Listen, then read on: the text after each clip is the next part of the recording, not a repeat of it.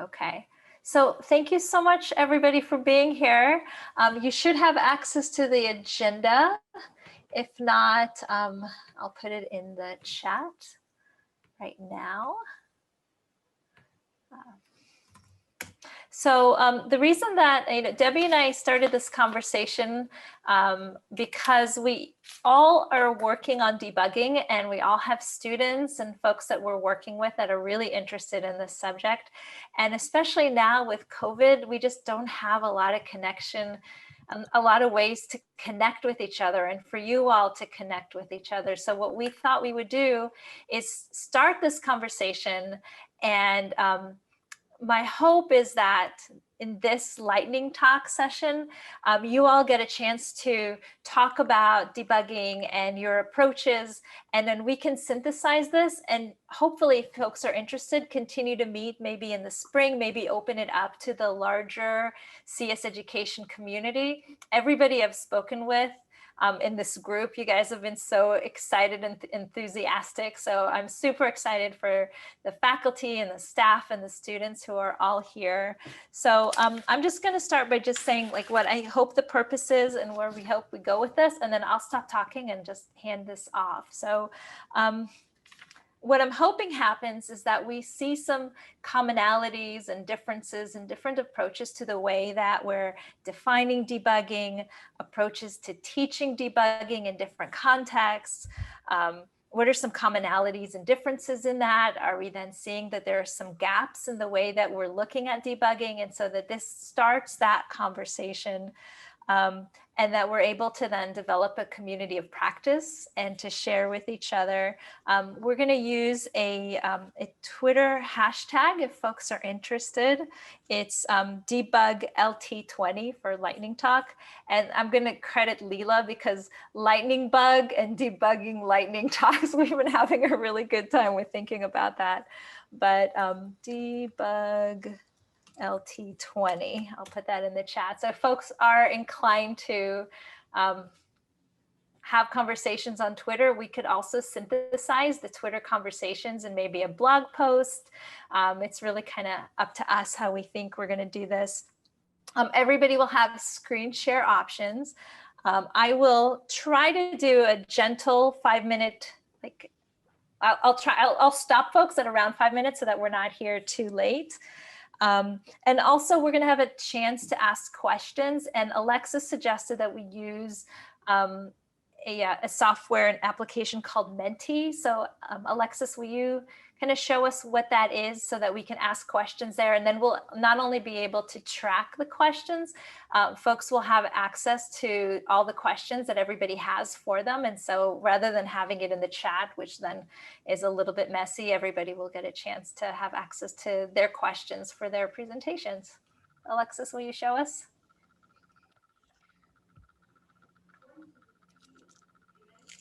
Sure. So if you go to Menti, www.menti.com, and you can do this from a cell phone or also on your computer. If you just open another tab, and you're going to use the code 7145480. It's the same code for every presenter. Each presenter has their own slide. So how do I go to the next slide? So every presenter has their own slides. So you'll be able to scroll through and leave a question or two, or however many you like, for the presenters. And we'll be monitoring it on the back end. And then at the end of the session, if I'm correct, we can go back and go through the slides and ask the questions out. So every presenter has their own slide. So as someone's talking, if you have a question for them, you can sort of park your question here, and they'll populate at boxes all throughout the one slide. So you don't have to worry about your question not fitting. It'll auto make it fit. Great. So 7145480. And if for some reason that doesn't work, for you, we can still use the chat too. So there's no pressure on that at all. It's just trying something new. So I have a copy of the agenda, but everybody has theirs too. So I'm just gonna, looks like Mia, we put you first since right up front. Should I go ahead and share my screen? You may share your screen, and I will start the timer as soon as you start. Sure. Okay, I think I'm ready. Yeah, so hi everyone. I'm Mia Almeda, a research associate at Turk, and I'm very excited to start off this debugging symposium with our work on labeling debugging in Maze Journey gameplay. And I want to quickly acknowledge the Maze Journey team, especially Shaima, who will also be presenting this work later on today. So just to give context, let's start with what is Maze Journey. So Maze Journey is a 3D puzzle game that teaches middle school learners basic principles about programming. So it does that by asking students to type in instructions in the programming space, as you can see on the right side here. And it translates that by moving different objects in the game space. So you can move different objects such as the stairs to get the key, and you can move the statues, move them around in order to light up the fires and then be able to obtain the key from there. And you can move these different objects by using specific commands in Maze Journey. So what is Turk's role here? Now, Turk was able to develop a playback tool that allows us to watch the gameplay videos of players, what they were doing in the game space and what they were doing in the programming space. And as a labeling team, we met a lot and discussed and watched 11 levels of 30 middle school learners. And then we discussed and revised our labeling system iteratively in order to produce a labeling manual with the following labels. Such as phases of debugging the puzzle, which involves how the players approach the solution to the problem. So this shifted from puzzle exploration to full solution. We also looked at debugging puzzle efficiency.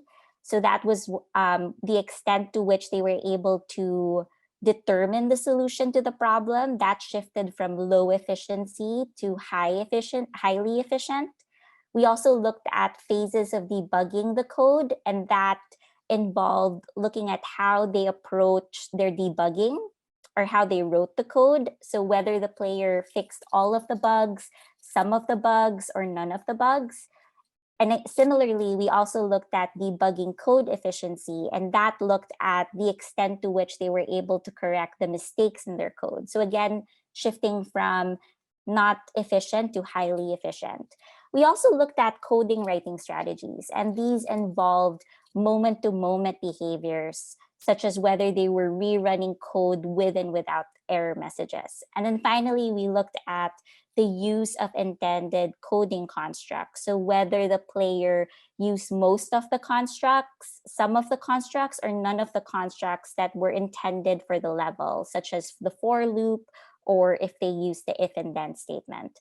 So here's an example of some gameplay screenshots, but this again is a video in the playback tool, and how we would label this specific player's gameplay. So as you can see in the first two scenarios, the player was able to get stair 3, and stair 2 correctly, reaching a partial solution, which is why it's coded as such here. And in the last scenario, they were able to get stair 1 correctly, reaching full solution. We also noticed that throughout the round, this player seemed to move away from the solution sometimes. This level is particularly tricky because stair 1 actually should be here and stair 3 is here. So it's a pretty tricky, challenging puzzle because you have to move around the space in order to be able to do that. And we noticed that the player was moving away from the puzzle solution. And so we coded that as somewhat efficient. Now, moving on to phases of debugging code, at some point, the player was received a syntax error. And so this is why there's an error message labeled as such. But the player was able to quickly fix this bug by capitalizing the D in line 5 over here, which is also red. And so we labeled this as bug fixed before progressing into code completion. And then moving along to debugging code efficiency, because the player was able to determine what the error was and was able to fix the error quite quickly, the debugging code efficiency was labeled as highly efficient. We also noticed in terms of their moment-to-moment processes, this player reran the code with the error message before actually fixing the bugs. And then finally, we noticed that the player did use all of the intended constructs as intended.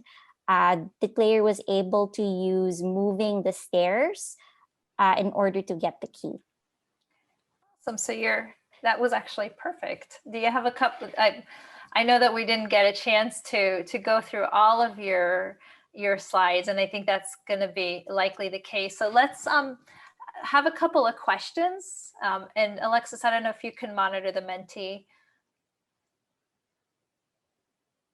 And then I'll monitor the chat.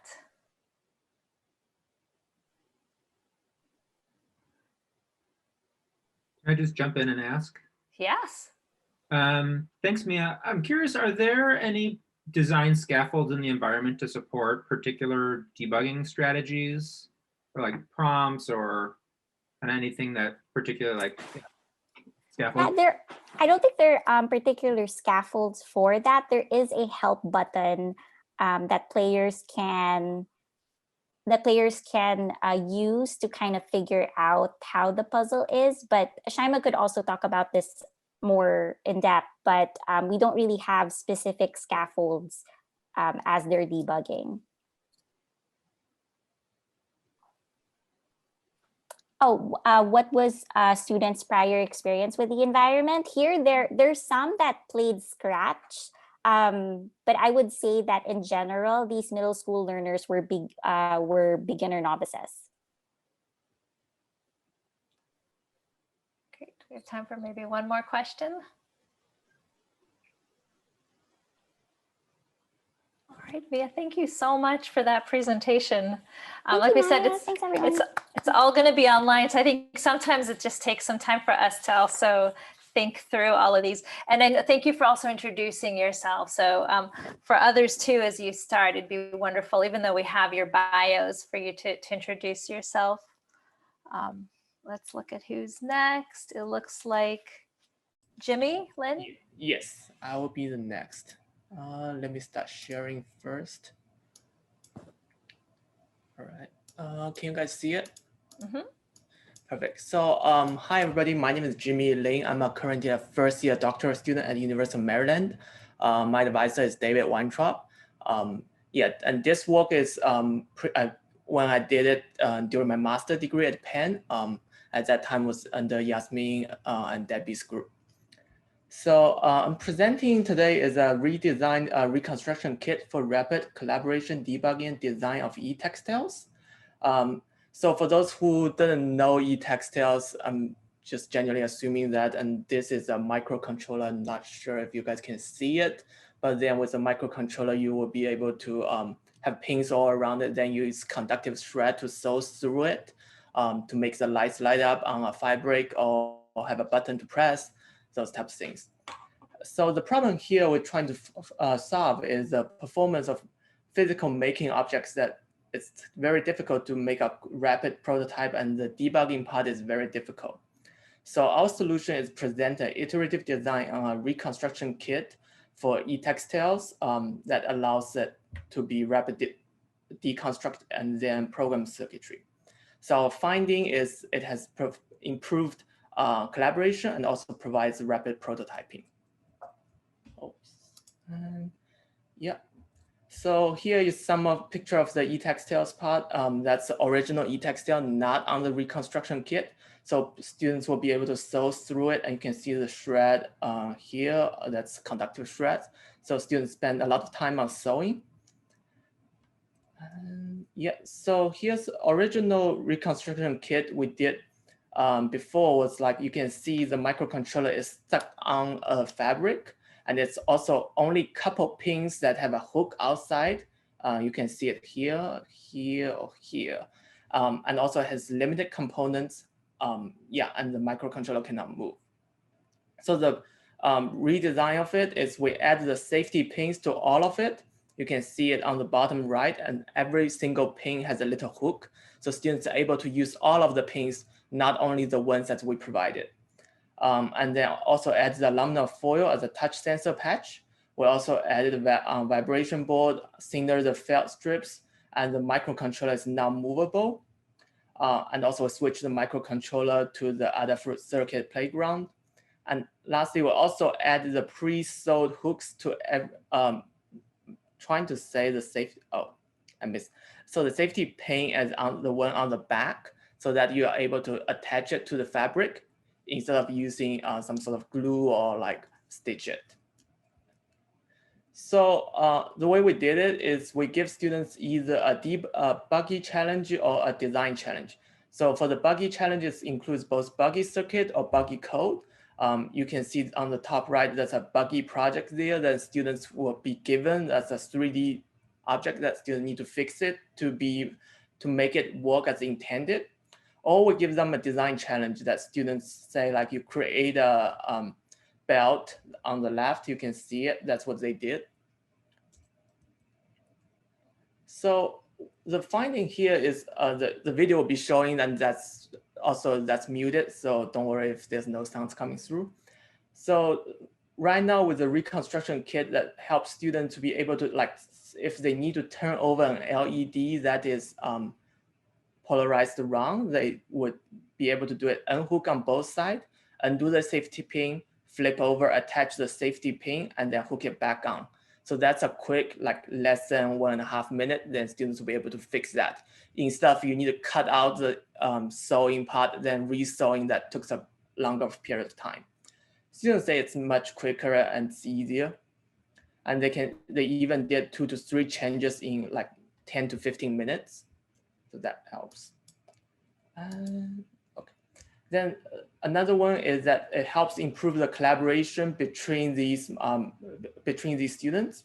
So they will be able to work on simultaneously on the physical aspect of circuit instead of one student. Generally in the e-textile field, normally like one student would do a bigger chunk of sewing and another students would do bigger chunk of coding because they cannot work collaboratively together on the single physical object.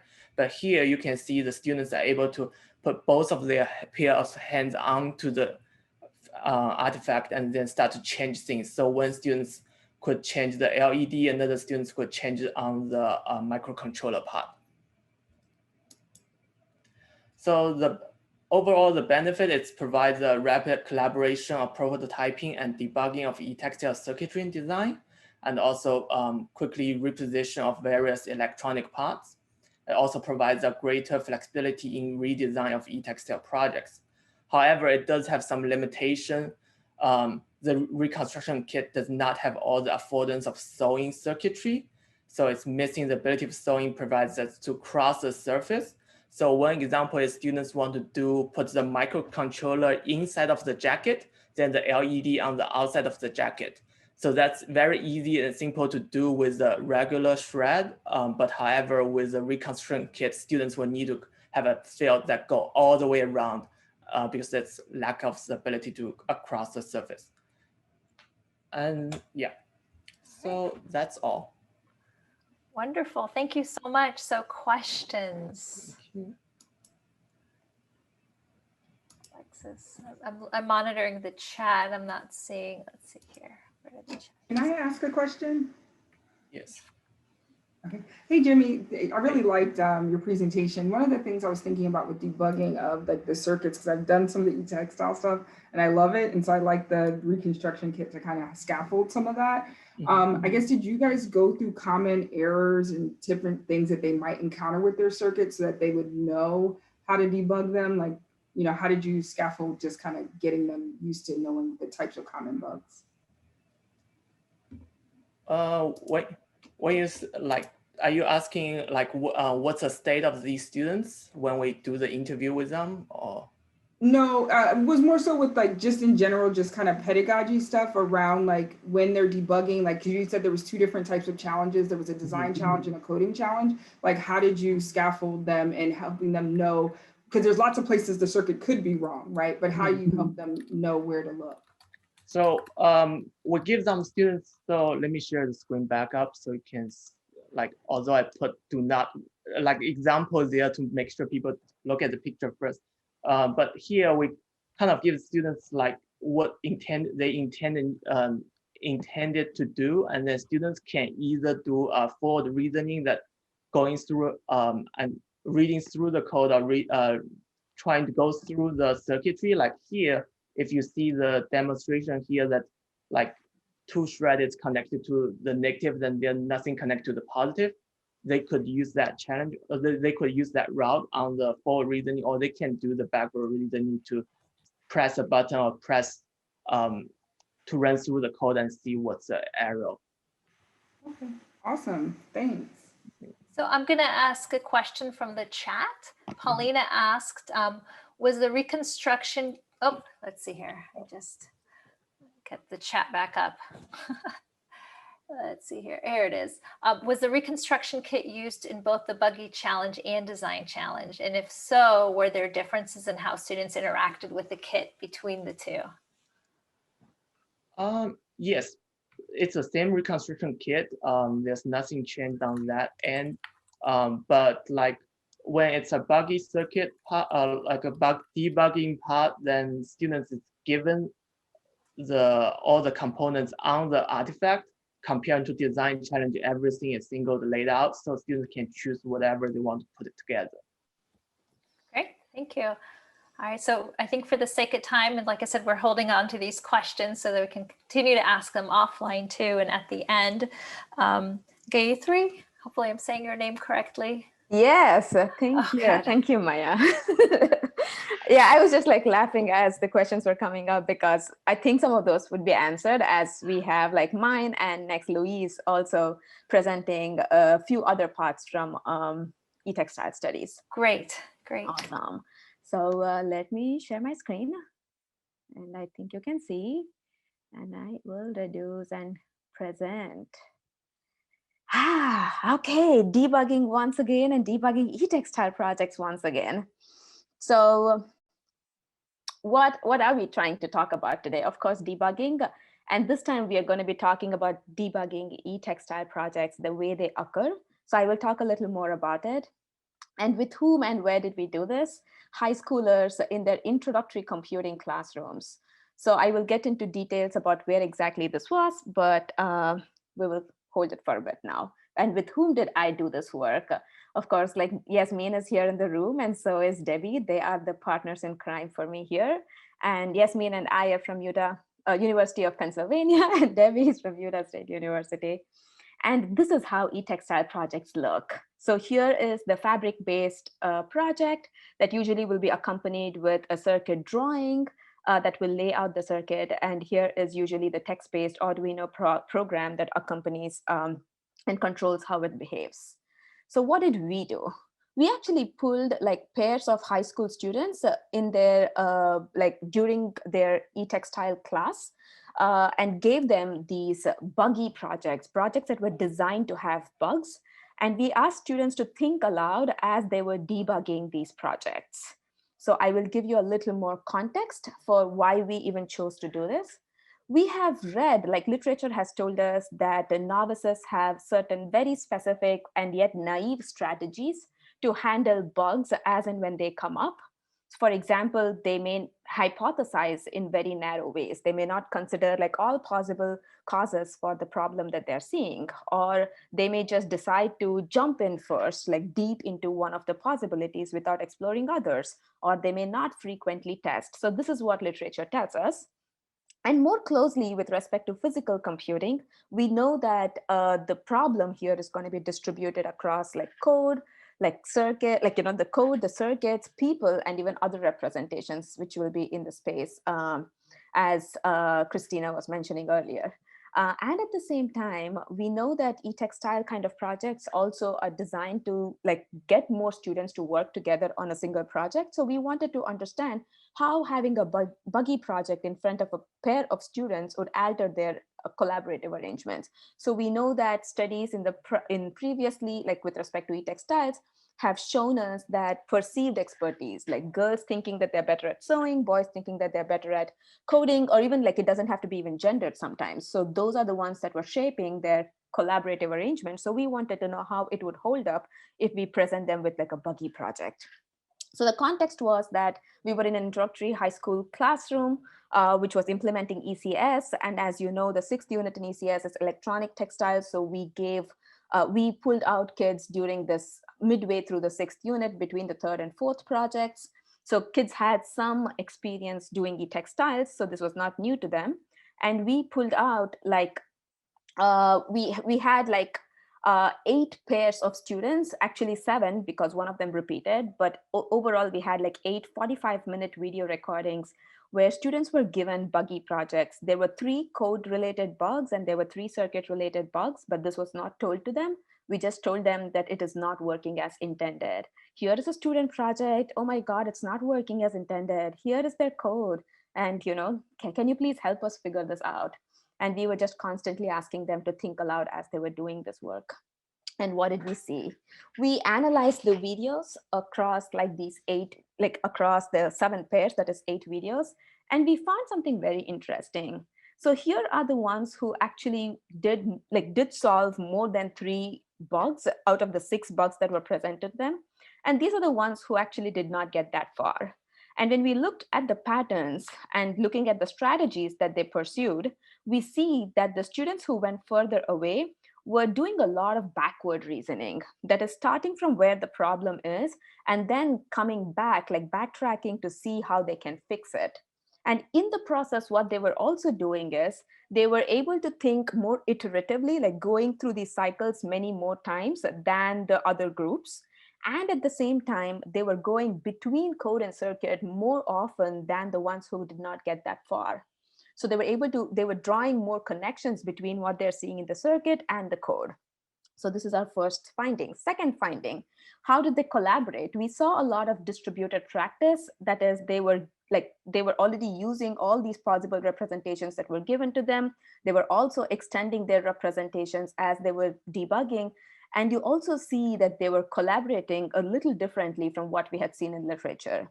That is, they were actually switching between code and circuit just to maximize their opportunities to find as many bugs as possible and to see the project working. So what are the key takeaways? One is we saw that e-textile buggy projects actually presented several opportunities to iteratively adopt certain very specific debugging practices, as I told, compared to maybe this is a little different from how we look at debugging on screen. And but at the same time, like having this very system level understanding kind of pushed students a little further in how many bugs they were able to fix. And therefore we suggest future work to look at tool design to be able to support students do this better. And at the same time, having buggy projects in front of students kind of forced them to arrange like collaboratively much more, like switching between code and circuit, so that one of the two will not get stuck in code and the other getting stuck at sewing, but they were able to move between so that they would just have extra hands and eyes to look at these different things. And that is it.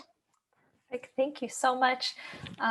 So I'm going to actually start with a question for you, if Yes. that's okay. I really love the fact that you were doing think alouds with them. It sounded like you were doing them concurrent as they were doing this, or were some of the think alouds retrospective after the fact? And like, what was your rationale for whichever approach you used? It was actually definitely like going in hand with their debugging. So Debbie was the researcher with the students. So like she would actually constantly see what they're doing and ask them to just explain what they're doing.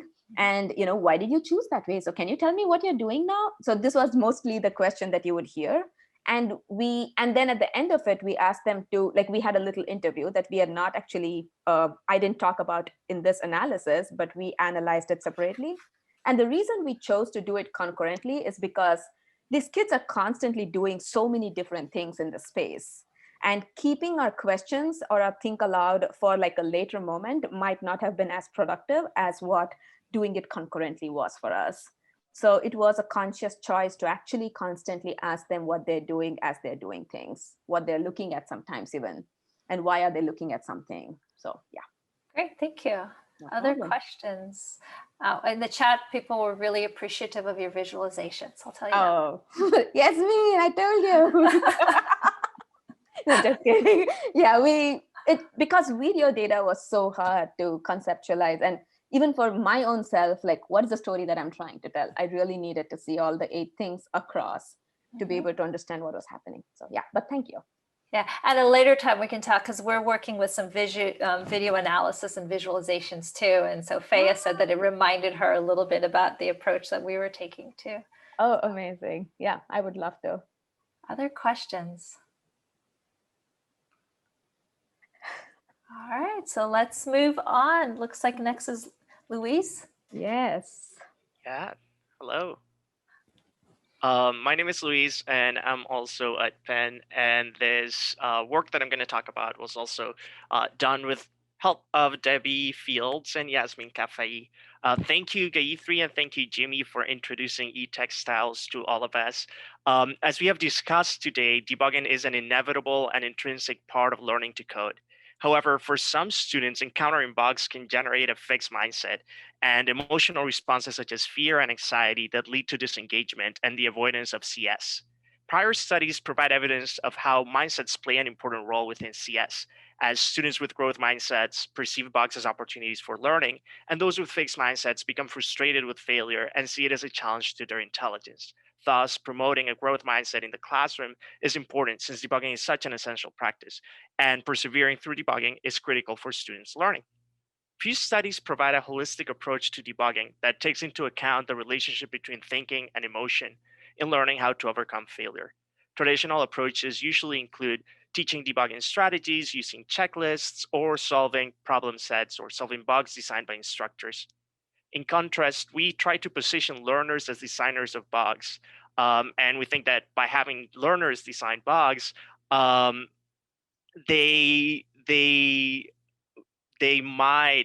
might be able to promote their growth mindsets in practice. So what we do in debugging by design is that we have kids create buggy projects rather than functional projects for their peers. Building on previous research on growth mindset, we investigate growth mindset in action, analyzing how students practice it while they are creating buggy projects.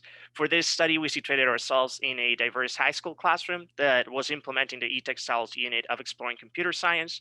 And we situated this intervention debugging by design right 3/4 into the unit. So students already had some experience with electronic textiles, and they were able also to use what they learned in this experience in their final project. We analyzed 4 groups of students. In debugging by design, at the beginning of the activity, students discuss with their partners and the whole class different errors and problems they had encountered when working on their e-textiles projects. Then students planned their project and came up with a list of bugs, of intentional bugs they wanted to include in their designs. After receiving approval from their teachers, they made their buggy projects. Once they finished, they exchanged their projects with peers and spent 1 class period debugging. Early evidence suggested that when students consciously created bugs, they improved their abilities to detect and fix bugs, they collaboratively solved problems, and increased their confidence in debugging. In our analysis, we were able to see intersections between the cognitive challenges in designing code, circuit, and crafting bugs, and the motivational and emotional challenges often associated with mindset. We identified 5 emergent growth mindset practices or behaviors. Throughout DBDs, students purposefully chose challenges that led them to learn new things, throwing themselves into difficult tasks and sticking with them. Students persisted after setbacks. Setbacks can cause frustration, but at the same time can be great opportunities for learning. While working on their debuggings, the students praised each other's efforts, strategies, and processes. Student teams also embraced learning as constant improvement and looked for ways to improve their projects and their competence. This reflects a desire to learn, to get smarter, and acquire new skills. And the last practice we identified is developing comfort with failure, particularly by not being afraid of being wrong when asking questions, sharing failure with their peers, and embracing failure and imperfection as part of the process. We found 230 instances across 4 groups of students.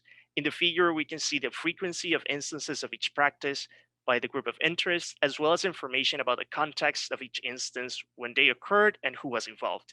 It is worth noting that 56% of the instances occurred when learners made buggy projects for their peers to solve, and 78% occurred when peers interacted with each other. Although we also identified growth mindset practices when students worked alone or in learner-teacher interactions. In designing debugging by design, we built on a tradition of constructionist activities that put learners in control of their own learning by designing applications for others, and extended this concept by having students make buggy projects. By making learners designers rather than finders of bugs, we created an environment in which students were in control of creating mistakes. We suggest that our design-focused, practice-first approach may be particularly well suited for promoting growth mindset in domains like computer science that involve iterating, testing, and debugging. Our analysis of 4 groups of students provided insights into learners and how they develop their growth mindset practices and become more comfortable with debugging. Particularly, developing comfort with failure complements the practices mentioned in previous research, acknowledging mistakes and failure as an intrinsic part of the learning process. Combined, these practices promote debugging as a holistic process that involves thinking, motivation, and emotion. And that's it. Thank you. Wonderful, thank you. So I'm gonna ask a question that we just saw in the chat. All right, so David asked, did you encounter bugs in the intentionally buggy projects? It seems like it might be a tricky thing to debug a bug. Yes, and actually that was one of the fun parts of this. Students made bugs when creating buggy projects, and they made bugs in areas that they didn't even explore in the classroom. So in the classroom, we never talked about music and coding music on the Arduino, and students decided to code a song for one of their projects. So they were always looking for like more challenges, and those situations really happened when they were unintentionally creating bugs while intentionally trying to create bugs. Great, thank you. Faye, I don't know if you wanted to ask your question. I'm happy to keep answering or asking questions in the chat, but. Yeah, sure, I can ask my question. So I was wondering what were some characteristics of the bugs that the students created, like in terms of difficulty levels, etc. Yeah, so the bugs varied across syntax, and they also varied across code and actual construction of the circuit and crafting. And we are working on another paper that kind of classifies all the different bugs that students made. I think one of the most interesting bugs that we found are intentional bugs. So bugs that don't have to do with the project not working, but have to do with the project not working as expected by the designers. So maybe they wanted the lights to flash, and then the project works, but the lights don't flash. And that is a very tricky bug where students have to think not only about, does this project work? Am I getting an error on the console? But is this project working as expected? Is this project doing what my peers told me it should be doing? Great, thank you. So there's a lot of conversation in the chat. Let's see here. Any overlaps with known misconceptions? And I think this will be the last one for this so that we can go forward. That way we can have a larger conversation at the end too. So Luis, did you notice any misconceptions? Like known misconceptions? Did they target misconceptions when they created those bugs? It's like, you know, things that people usually get wrong and are known to get wrong. And that may have happened unintentionally, not that they were taught that those are known misconceptions or something like that. Well, I think that they did enter kind of like the first thing that we did in the activity was to have them reflect about bugs they had encountered before. So by creating a list and naming the bugs that they had encountered, they were already kind of thinking about what bugs could occur.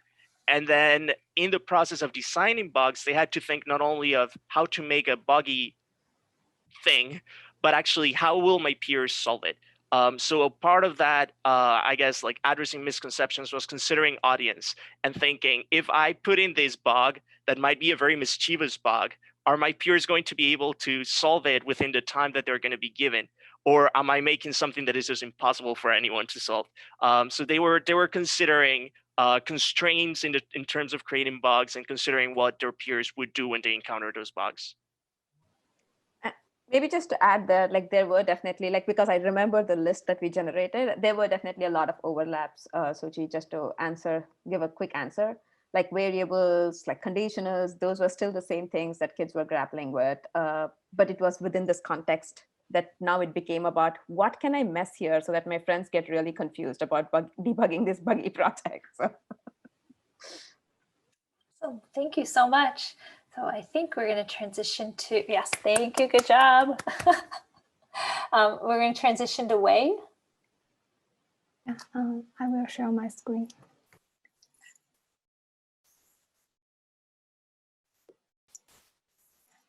Hello everyone, I'm Wei Yan, a third-year doctor student at University of Florida, major in educational technology.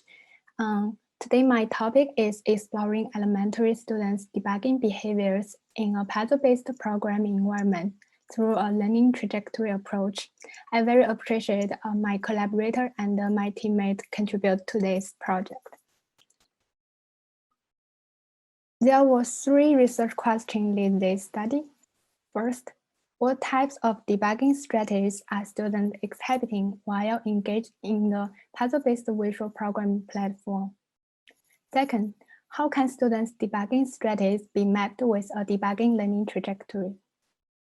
Third, what challenges do students exhibit while in the process of debugging? This study is a basic interpretive qualitative study. For data collection, we have 4 participants were involved in this study. With screencasting their program activities, each participant will have 80 million video to do the analysis. The puzzle-based platform used in this study is code.org. For data analysis, we used the semantic analysis to conclude the theme from data and map those themes with debugging learning trajectory. The debugging learning trajectory was done by Rich's team in 2019, consisted with different consensus goals. Due to time limit, I only present the primary findings from my study. The first thing concluded from the data was trial and error. This one mapped with 4 consensus goals.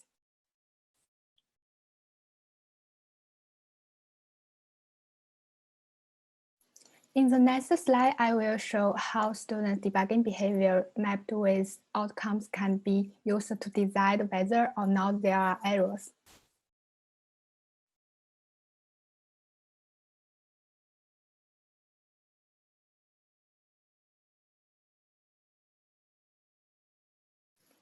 As you can see here, the student write codes and run the codes to test to see the tested result, find the location of bugs. The second thing concluded from the data was step-by-step error elimination. The nature of this thing was students were able to track the written codes and figure out the location of the bug. This thing mapped with 4 consensus goals as well.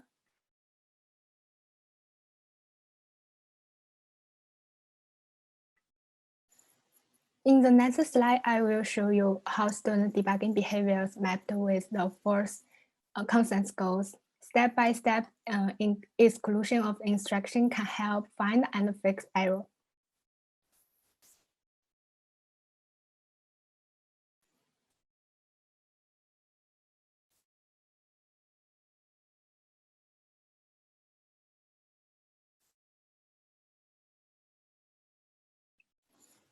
As you can see here, students wrote codes and used the step function. This is a function specific provided by the puzzle-based platform code.org. And this indicates students has the sense to track the written codes and figure out the location of bug. So this method with step-by-step exclusion of instruction can help find and fix error.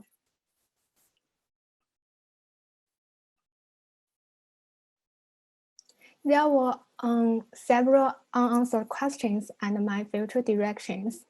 First, how do students utilize those strategies in different programming environments? Second, what's the difference between novice and expertise debugging behaviors? Third, the efficiency of using those debugging strategies during programming. Thank you for listening, and we can talk about the question and feedbacks now. Thank you. Great, thank you so much, Wei. All right, so let's open it up for questions. If you want to stop sharing your screen, then we can see. There we go.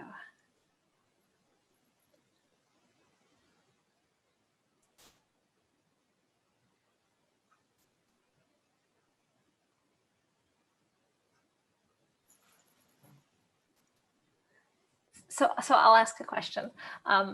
So you're identifying the debugging strategies and then you're mapping them to the consensus goal.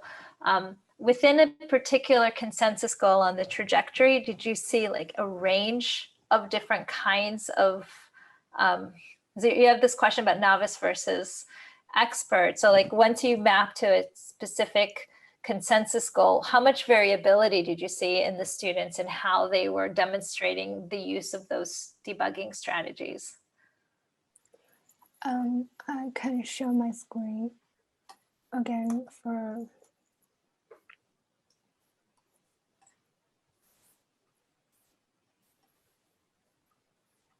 the first debugging strategies, I conclude from the data.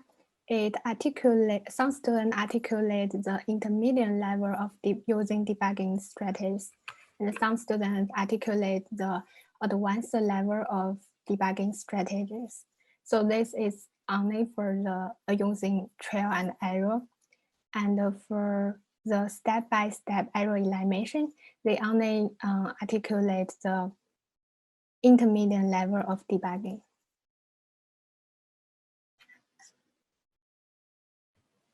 That's interesting. I also feel like these learning trajectories, which some of the things that we've noticed, they don't we don't have a consensus goal for, but we see folks doing. And so I'm wondering whether we'll end up adding nodes to this. Like, for example, I'm sure everybody's seen this in your work when a student works on something and decides to completely abandon it and start over. That's not something that we write about very much in our papers, right? Because we don't really think about that as a debugging strategy, but it certainly is a strategy that it sometimes makes sense. So, yeah. All right, so Luis has a question. Do you want to ask or do you want me to read that? Sure, I can ask. So in code.org, there are like little messages that tell learners what to do next and what to try next. How do you think that that scaffolding that code.org provides influence the debugging strategies of students? That's a good finding. That's a good question. That's also a finding I conclude from the data. We found the students were able to use system-specific support like step function and hints from the system. So this gives students the hints while they meet challenging problems and promote the students to think about the process of debugging. Yeah. Great, thank you so much, Wei. Good job. It looks like Alexis, you're up next.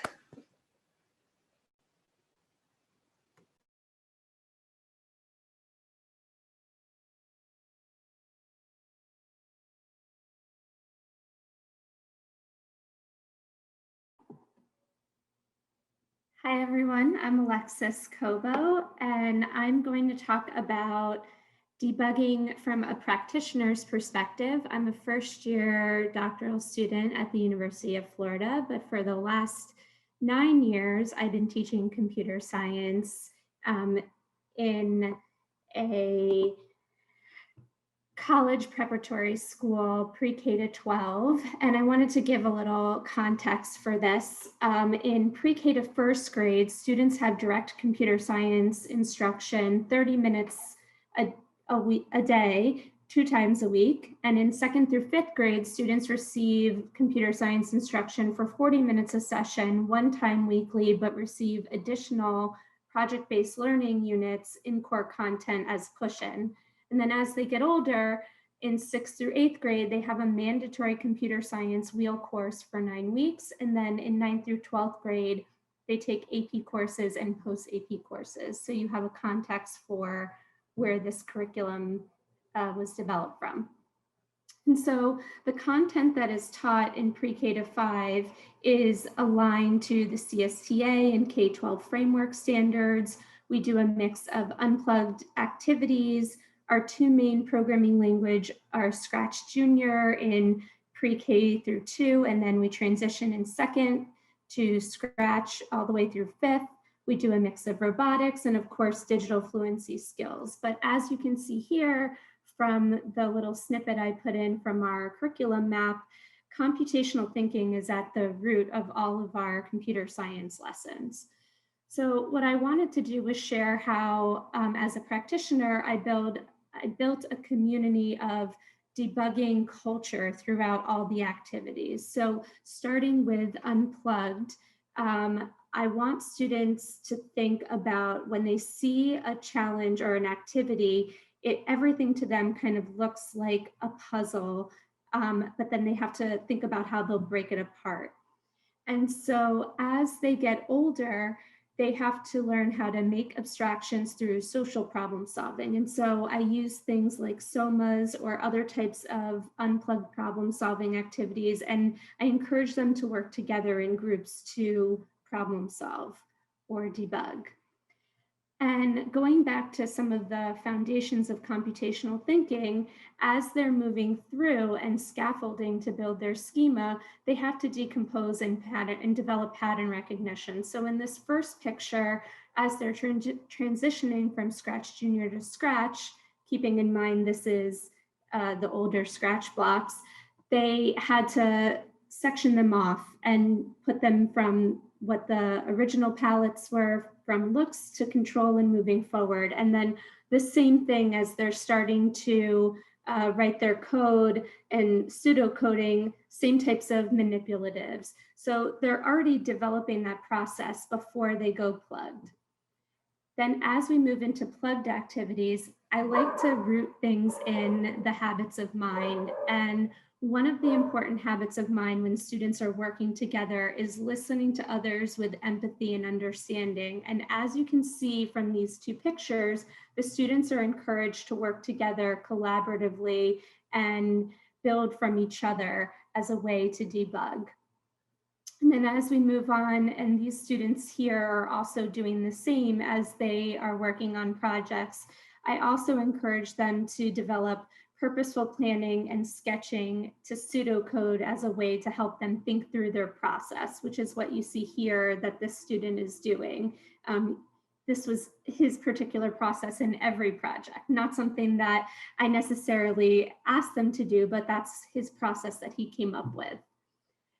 And then I wanted to make sure that it was clear that debugging doesn't only happen when we're doing things that are directly coding related, but also through making and creating a space for playful engagement through testing and failing and iterating. And the ultimate test is in this habit of mind of learning continuously, where the student takes on the role of the teacher and explains the CT or CS concept to their classmates. So in this picture, you're seeing 2 students who created this presentation to teach the concepts back to the rest of the class and becoming the experts. Thank you very much.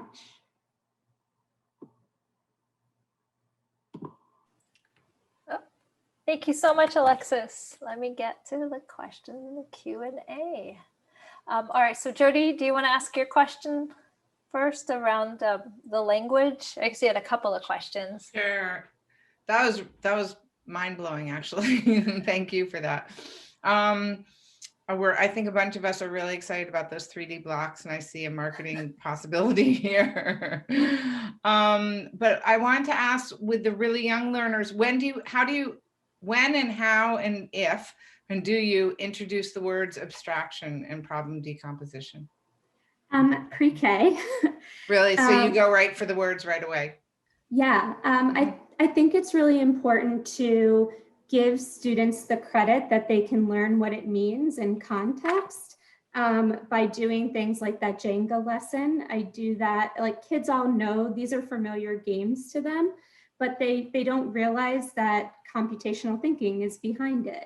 So as we're playing the game and I'm like taking the pieces apart with them and doing some of the routines with it, I'm teaching them what those words mean as we're playing the game. Or even some other games that I play with them. I've done it with Simon Says with them. I've done it with string and rope with them when we make friendship bracelets.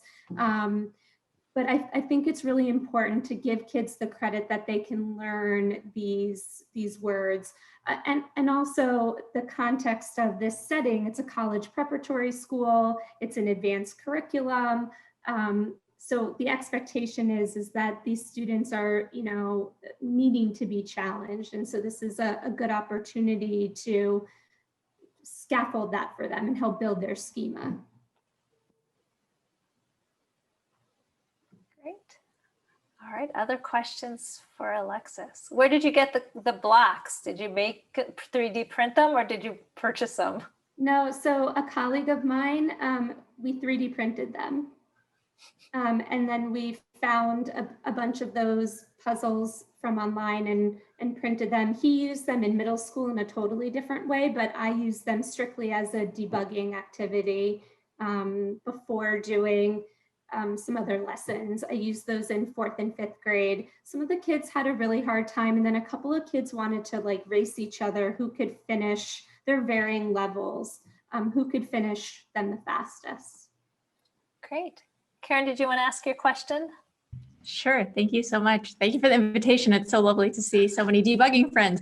Alexis, thank you for the presentation. It's so beautiful. And I've been a longtime fan of you and in your work. So I'm so excited to see you here in this new community.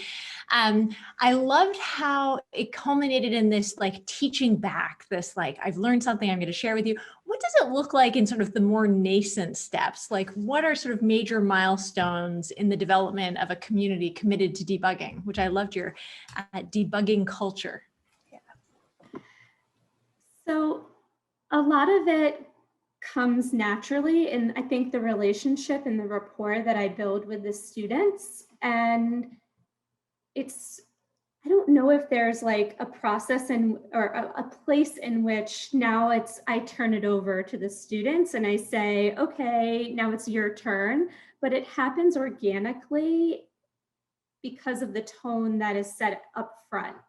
Like I'm always inviting them to take the stage and I sort of take the back seat. That's my like, constructionist, nature. But there are certain tasks where we do code alongs and then I step back and I ask them, okay, can you now explain this for me and break this down and explain back to me what I just said so that I have like a check-in and know. I also should note that I give no grades. So they're not like actually held accountable for anything for what I do, but they have no idea about that. So they sort of just, come along with me unknowingly that they're not really held accountable for any of this work, but they still give 110%. I hope that answers your question. Lovely. I look forward to seeing how the work develops. Wonderful. Alexis, great job. We are on to Jerica. Hi, everybody. I will start by sharing my screen. Just give me 1 second.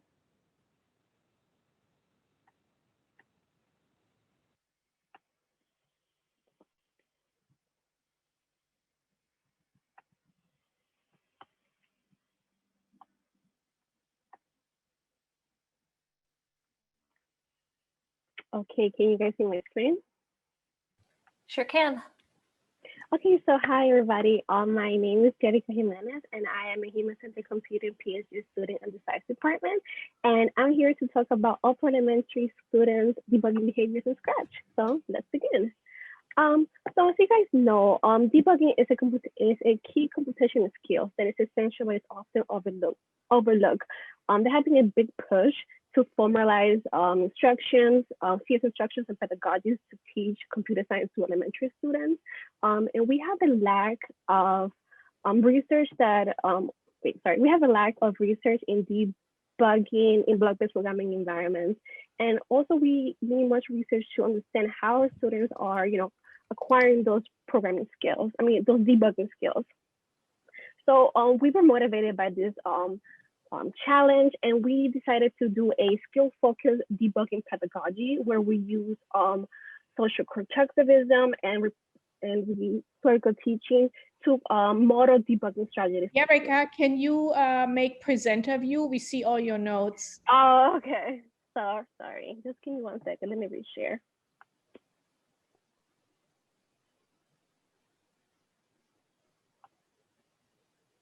Okay, so hopefully there we go. This would. Okay, so sorry about that. Okay, so we did a teaching, and so we also have some pedagogic elements. So for example, we have students do some live coding activities with us. We did we encouraged them to read, trace, and code together. We also had in-class code reviews where we were just kind of reviewing that code with the whole entire class. We had a debugging week where we taught students start from end how to plan and debug. We also had debugging tracking sheets because we wanted to make sure that the students become aware of what the bugs that they were encountering. And finally, we use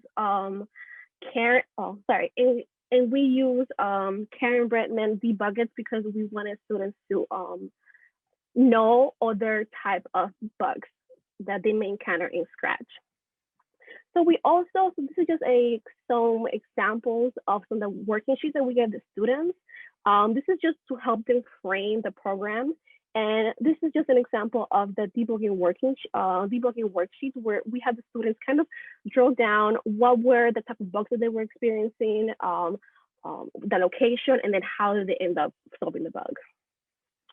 So we had the main research question was what are the common debugging behaviors that upper elementary students exhibit when they were debugging in Scratch. So we did this over an 8-week summer camp in a Title I charter school, and we had 19 students completed the Think Aloud, the debugging Think Aloud, and they were all African Americans, 4th and 5th grade students.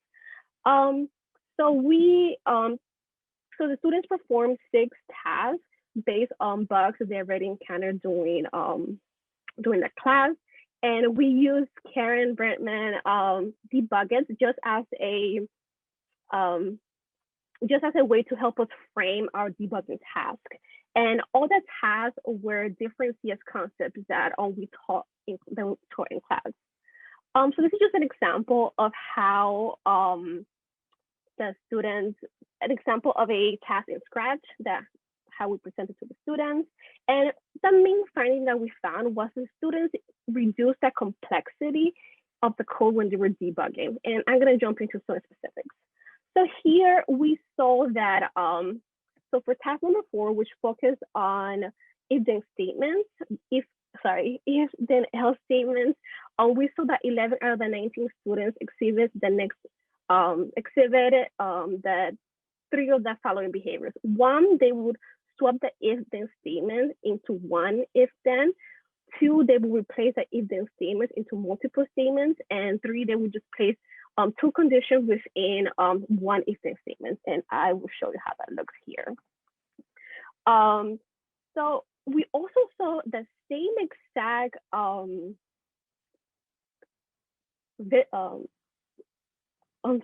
we saw the same behavior in task number 2, where the students removed the repeat until loop from the code.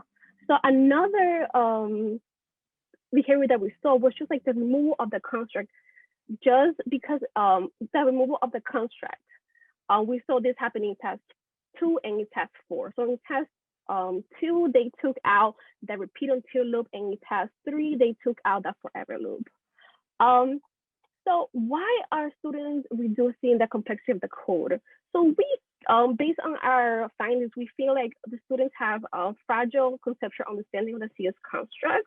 Those are the repeat loop, forever loop, and the conditional statements. Students might be overwhelmed by the bug, which can lead students to remove the construct that they're struggling in replacing the construct that they're really familiar with. Students may be also tinkering with the blocks to see how they may work, and students may not be able to understand the code at all, and this is just like a common behavior that they do. So some of the future work that I am going to be looking at is just having more in-class exercise and activities that focus on debugging, specifically teaching students debugging construct, and then having them walk through the solutions during class. Also, kind of pair debugging where the student would teach each other how to debug, I think could really help us understand better this question. So thank you so much. That's what I have for you. Wonderful, thank you. All right, so let's open it up to questions.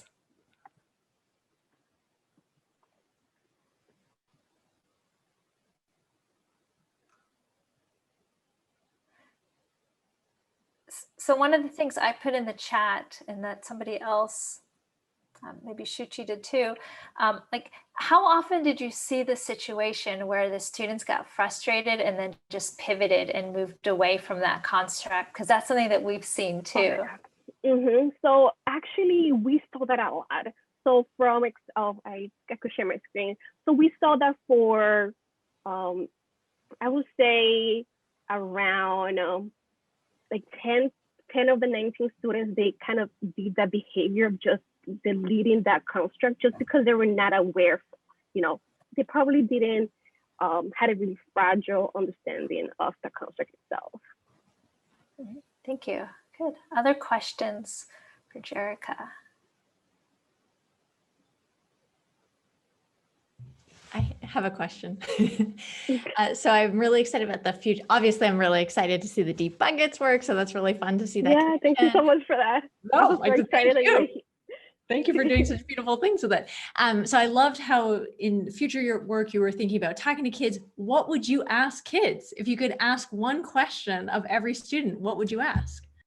I will ask them, I think that's a tough question, but I think I will ask them, like, what is the process that they're taking? Because these are just fourth and fifth graders, and they are from a minority group. So I just feel that I just want to know, why were they removing the construct from that from the code? I really think that.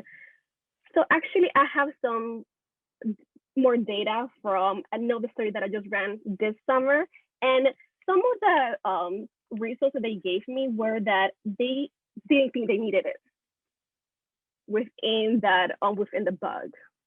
Within that program. Yeah, so that's another questions that we asked, the responses. Very cool. Thank you so much. Thank you. Thank you so much. Nicely done. It looks like Paulina, you're next.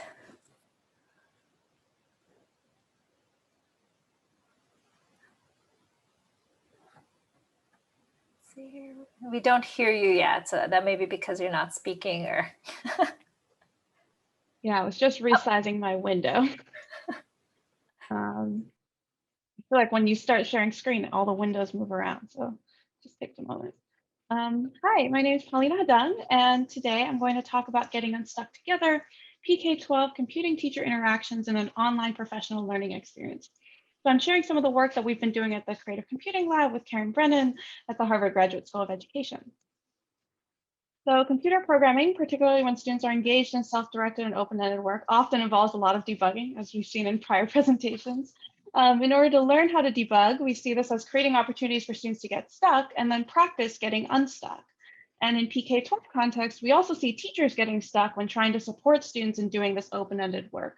There's a need to also support teachers in developing their own content knowledge. And we've been especially interested in this in the context of Scratch and communities of learners, whether that's in the classroom or professional learning communities for teachers.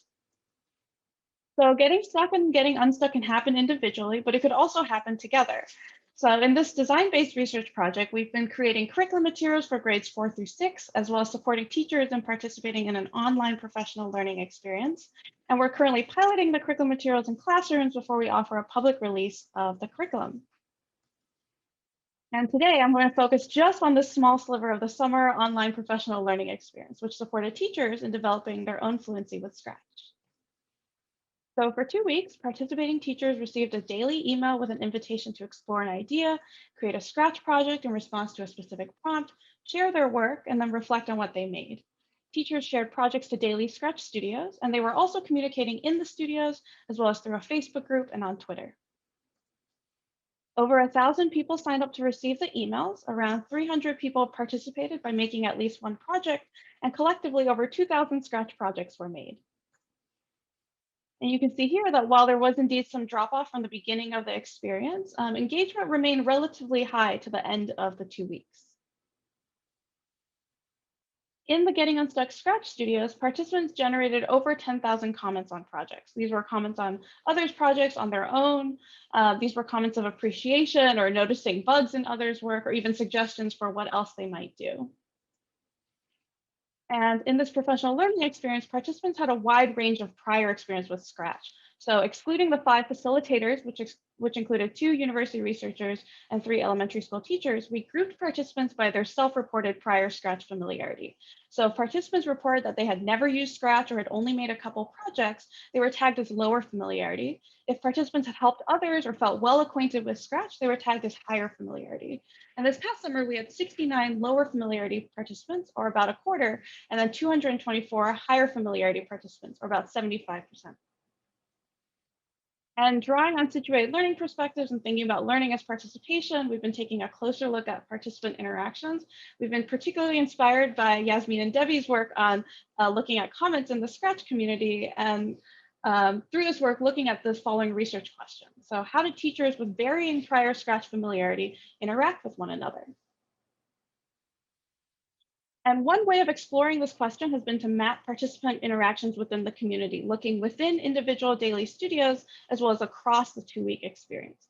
So in this snapshot of studios 8 through 10, you can see where different groups of participants were directing their comments. So lower familiarity teachers began with a moderate tendency to interact with higher familiarity teachers and facilitators without necessarily interacting with each other. That is, participants who were more used to interacting in the Scratch community were looking at others' projects and writing comments on them, and lower familiarity participants were responding to those comments on their own projects. Over time, however, we saw lower familiarity teachers strengthen interactions with those who had similar levels of prior Scratch familiarity. That is, instead of only looking at their own projects and responding to comments on their own projects, they were also looking at others' work and writing comments.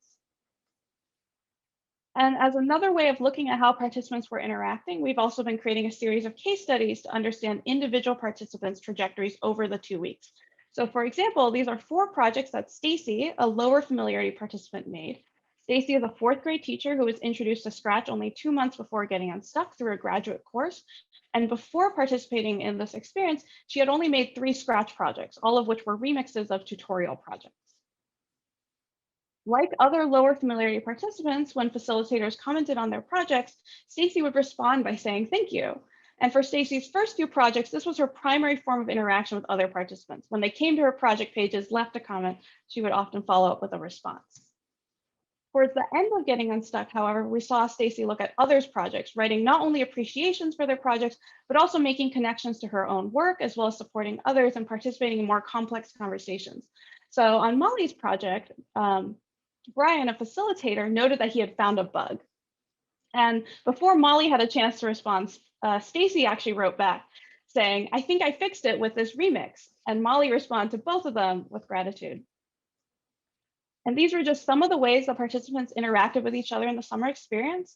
And currently we're working on the classroom pilot of the materials, and we're excited to release the curriculum publicly next year. And finally, I just want to recognize some of the many people who've contributed to the Getting Unstuck project. And thank you.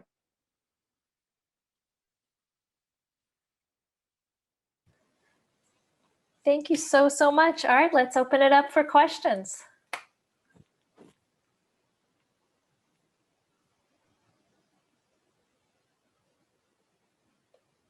I wonder if you could go back to that diagram where you were showing how the different types of participants changed their participation over time. It went by really fast, and maybe you could use your mouse to sort of, yeah, I was really entranced with it, but I want to know, yeah, that one. You were talking about the low familiarity participants changing their type of participation. Can you help me interpret where that's being mapped? So it's not visible on this one because this is like it's a static snapshot. And I think if I had more time, I would have perhaps made a GIF so you could see the changing arrows over time. But basically what we're looking at is where the arrows sort of like come out of the group and then point back in. And in the earlier studios, you don't see this arrow, and instead the lower familiar participants are just sort of going out into the facilitators and the higher familiarity folks. Thank you. All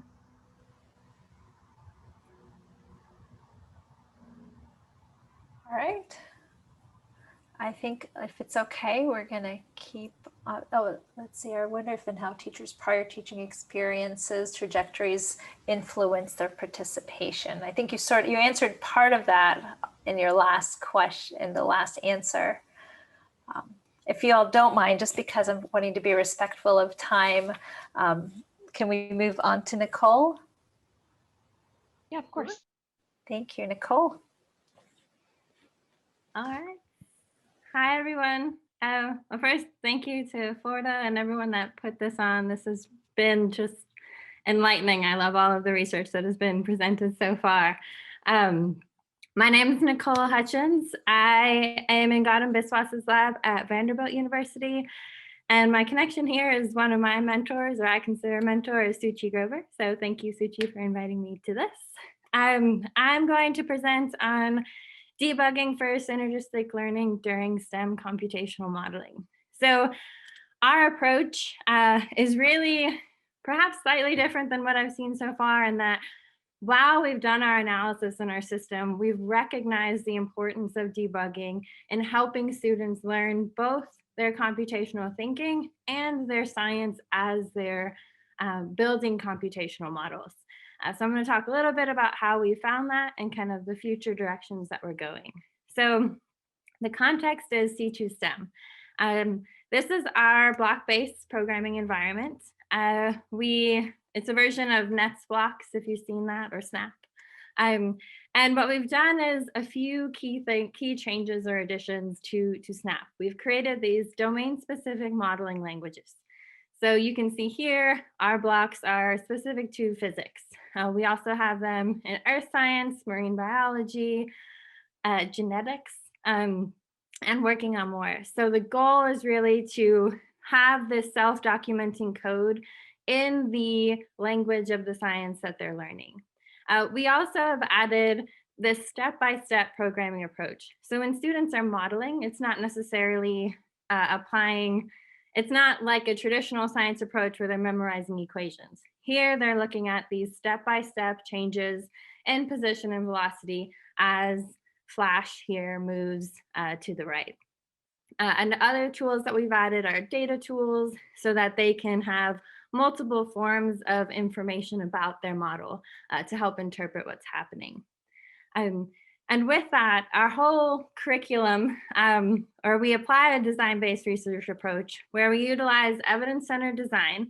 So we really unpack the science, the CT, and what students will be applying, the concepts and practices, so that we can map those to the assessments. We apply formative, summative assessments, and also preparation for future learning assessments, which I'll talk about in a little bit, but also map them to the actual tasks that they're building.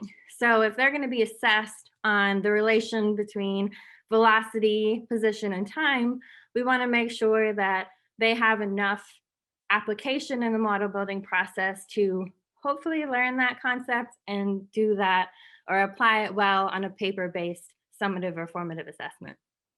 And overall, we've really tried to dive into how students are framing their model construction and completing the model construction. So what strategies that they apply. And this includes their semantic understanding of the code.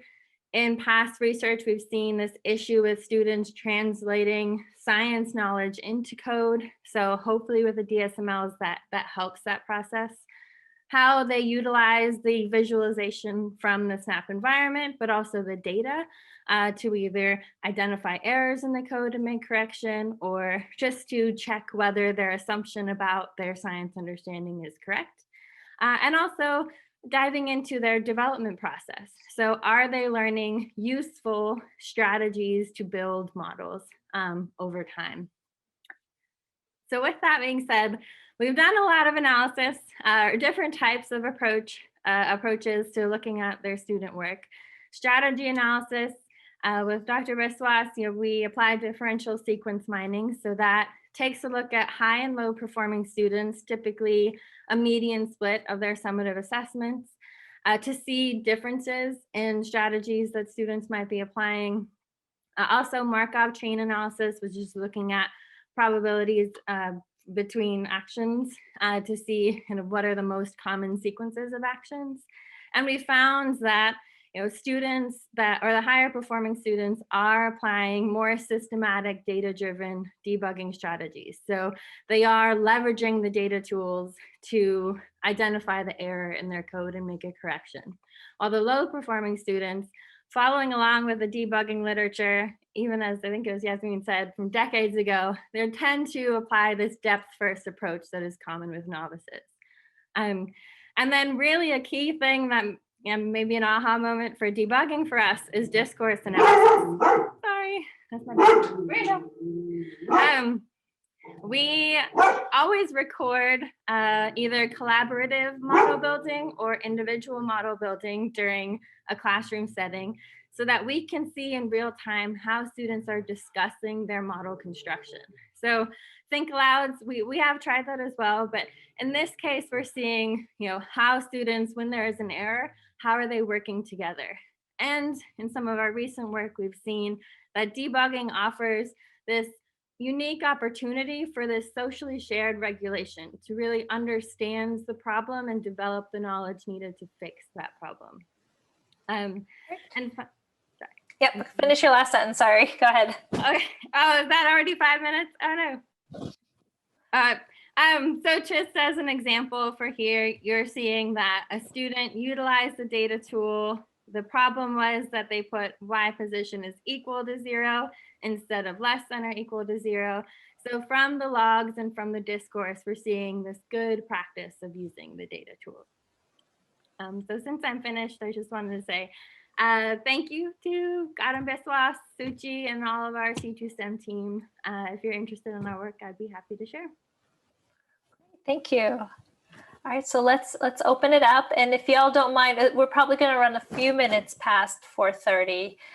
So hopefully that's okay for folks. I wanted to make sure there were such wonderful questions. I didn't want to interrupt those. So I apologize for that a little bit. So let's open it up for questions for Nicole. Mia just said, would love to read the articles you cited in your presentation. Yep, I can send.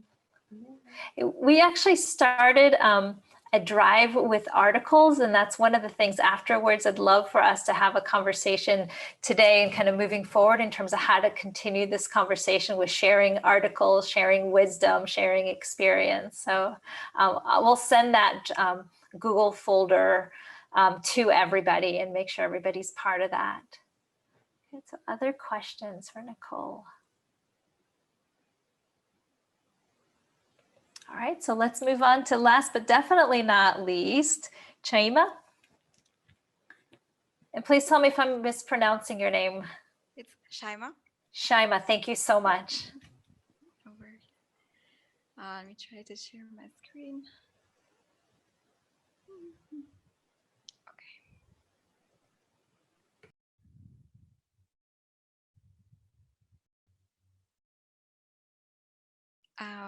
Yeah, so everybody see my screen? Cool. Thanks everyone for sticking around. So my name is Shaima and I'm a PhD student at Northeastern University. And today I will be presenting Matt's mixed methods approach for the analysis of debugging sequences of beginner programmers.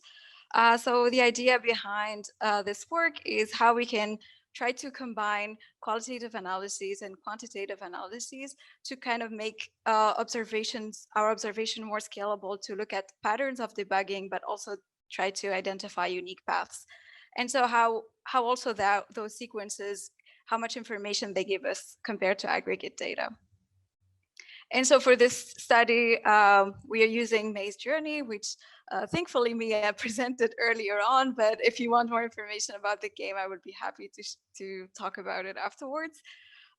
So for the study, we used the 10 first levels of the game, and it has like simple instructions, so move and rotate commands, sequence logic, and simplified for loops. For our study, we had middle school students, 6th, 7th, and 8th grade, and they were first introduced to the game during class by either a researcher or the teacher. And they played during class, and they were able to log in and play more at home if they wanted to. And we had 885 different profiles. I call them profiles because a student could have more than one. They could create more profiles if they wanted to. And we had 9,452 code submissions to analyze. And so the idea behind the approach is to look at how students went from a wrong code submission to a correct one in each level. And to do so, we first start by looking at our data and try to identify the types of errors that are there.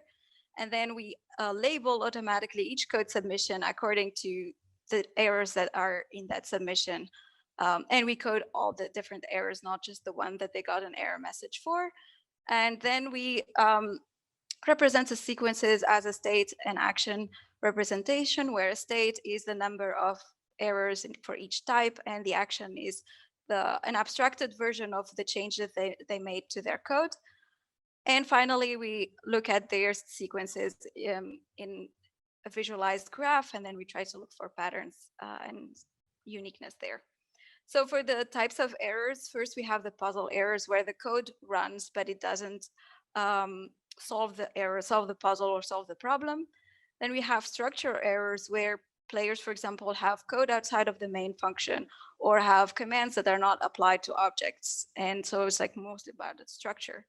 And then we have reasoning errors, which include misrepresentation and intrusion. And these are like very borrowed from Katz and Anderson error classification. And so here, these are errors where they would use a variable that existed in a previous level, but not in this level, or exists in the example, but not actually in the level they're trying to solve, or they used code that would work in another programming language, but not in this one. And finally, we have also syntax errors, so like missing semicolons and curly brackets and upper lower case. And finally, undefined errors are errors that we could not categorize automatically. So this is how it would look like for a code submission. We find the label errors, so like wrong argument and object does not exist, and then we will just label them as syntax, reasoning, and so on. And so for each code submission, we would have a final state representation as numbers for each of the error types. And for the action representation, we have whether they added, removed, or changed code, how big was that change relative to their previous code, and if that change if that change is an addition or a change, then if it was existing in their previous code, so if they were using some of the same things that they used before. And so this is how the whole representation would look like, from a wrong code submission to a correct one, or sometimes a wrong code submission to quitting. And what we could see is, like, for example, we were also expecting to see more of clusters, but what we could see is basically high-performing students doing kind of the same thing, and then everyone else doing various stuff. And so high-performing student would go through very linearly, would have one mostly one error at a time and do very small or medium code changes and reuse code that they've used before. As opposed to struggling players, we could see them like their sequences is farther away from the performing sequence, and we can see their sequence characterized by loops, and so they will be stuck in the same state for a long time, or even if they get out of that state, they will come back to the same state with similar types of errors before. Comparing, for example, students with the relatively same amount of errors, for example, for B and C, we see that, for example, if it was with aggregate data, we will think of them as the same, like struggling students. But in fact, if we look more closely, we see that, for example, player B had a lot of like changes that went more like less systematic at the beginning, but more systematic as they went through the debugging process and tried to fix one error at a time and made medium to small code changes, as opposed to player C was doing a lot of large code changes and a lot of also running their code without any change, which can probably mean like they were frustrated and just hitting the run button without like knowing what's really going on. I think so. I was trying to go very fast, and you're at about 6.5 minutes. So. Okay, sorry. So yeah, we had like the biggest limitation is that we have a small number level. Things are not very complicated, so less opportunities for interesting errors to happen there. Yeah, and only clusters for high performing students. And also, like as we abstract our data, we lose a lot of the information. So it's a lot of like trade-off whether how much we want to abstract versus how much information we want to keep to have meaningful information. And yeah, thank you everyone, and sorry for keeping you here. No, it's okay. It's a lot. I think this is wonderful. Thank you so much, firstly. I didn't do as good a job timekeeping either because the questions were so good, and this is our first meeting, so it's on me. So questions.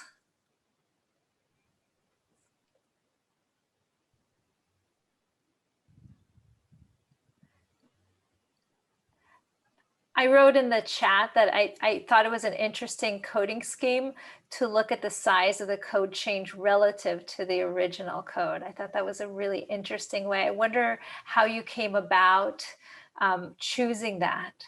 Yeah, it was because like there was a lot of variety for the levels on how much code they have to write.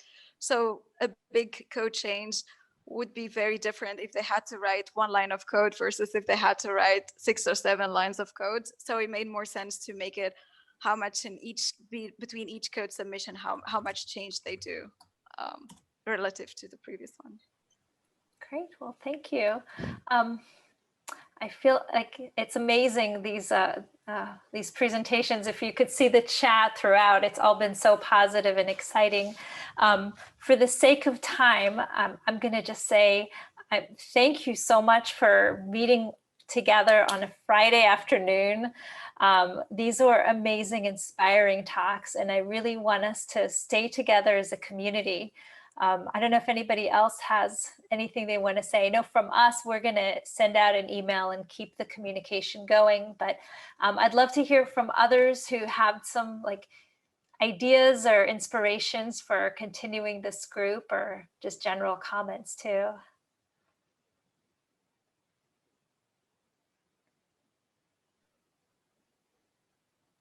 I'm reading the room. It's Friday and people are exhausted. So just, yeah, go ahead. No, well, thank you, of course, for putting this all together. This is really great. If there's a way to create, I don't know, a Slack channel or some type of community, I'd love to, you know, talking with other grad students elsewhere has been not happening a lot because of COVID, like you mentioned in the beginning. So this is a great way to do it. And also, if there's a Google Drive, I'm happy to share my research. And I've read most of everyone's research here, but if you have more or new, I'd love to keep on reading. So, okay, great. I think we can absolutely create a Slack channel and share the Google Drive. And through the Slack channel, potentially is where we can brainstorm ways to continue the conversation. And if anybody has other suggestions, I'm just thrilled. And Leela, thank you for organizing us. So thank you. Just so you know, I've been very quiet because my PhD is in biology. It's as far removed from what you guys do. So my contribution to this is the lightning bug picture.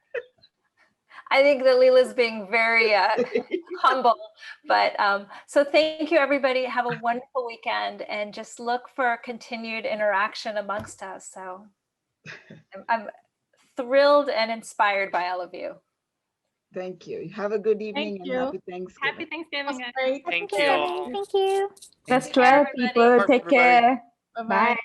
Bye.